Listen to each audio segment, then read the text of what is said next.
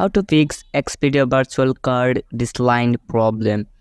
Ensure that you have entered the correct card number, expiration date, and security code.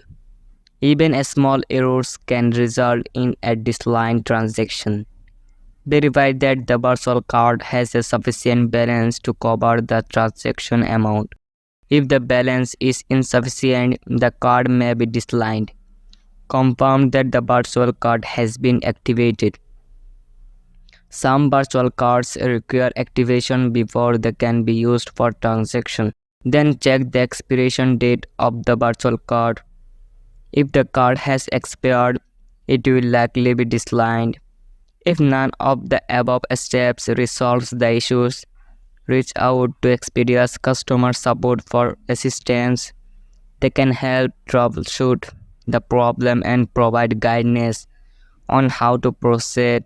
If you are unable to resolve the issue with the virtual card, consider using an alternative payment method such as a different credit or debit card.